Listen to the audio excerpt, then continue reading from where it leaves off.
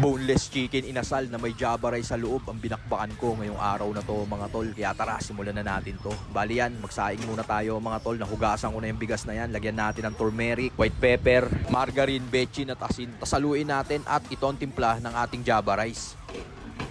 Tas to mga tol, may isang buong manok tayo rito at may bago akong produktong iaalok sa'yo. Ito ang ating mabisang Japanese boning knife na sa halagang 90 pesos par. Mapapasayo na to. Napakabisa nitong pangdibo ng manok. Tulad dito, ginagawa na natin ngayon. At bukod sa manok, pwede mo rin gamitin tong pangdibo ng bangus, ng ribs ng baboy, ng baka at marami pang iba. Kaya kung magustuhan mo tong produkto ko, check mo, nasa yellow basket natin to. Tas yan, dito na tayo sa buto sa likod ng manok. Susundan lang natin ang boning knife yan. Sabay hiwain natin at okay na tong boneless chicken natin.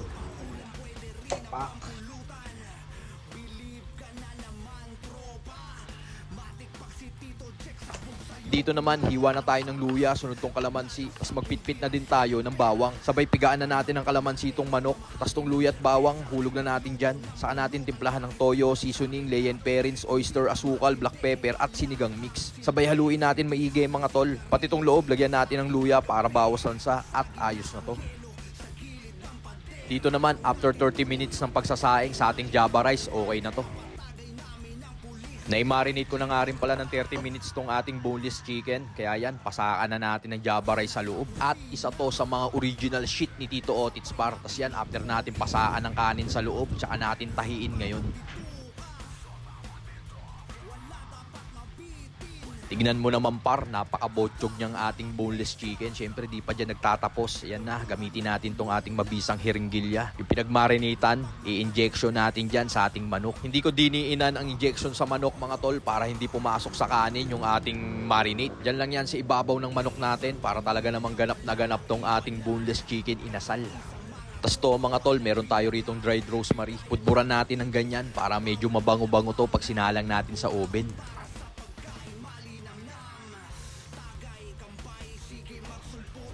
Boneless chicken yan mga boss. Tas yan, salang natin ng 45 minutes sa 180 degrees.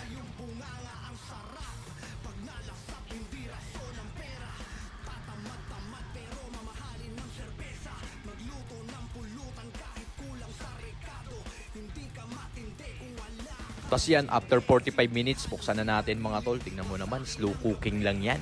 Kaya talaga namang ganap na ganap yan. Siyempre, kunin na natin yan at babalik ta rin na natin.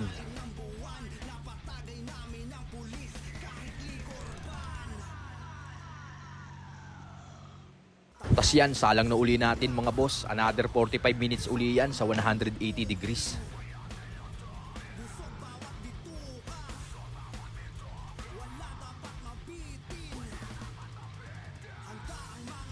Tas to na, after isa't kalahating oras ng pagsalang sa oven, ayos na tong ating boneless chicken inasal na may java rice sa loob. Salin na rin natin dito sa platong may cucumber para talaga namang ganap na ganap mga boss.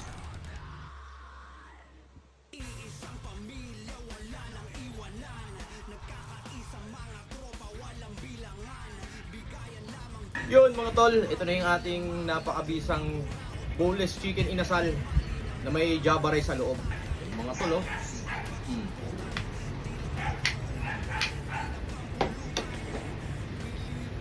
Yan, oh.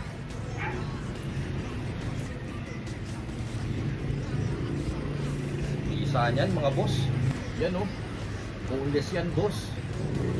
Napakasarap yan. Yan, oh. Tapos, oh.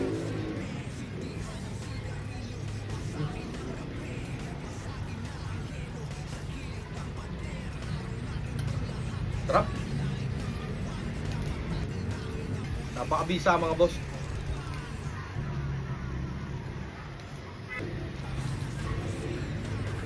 Kain mga boss.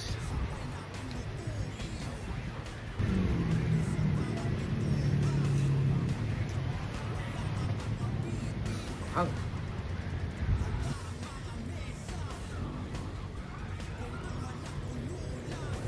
ah. Woo.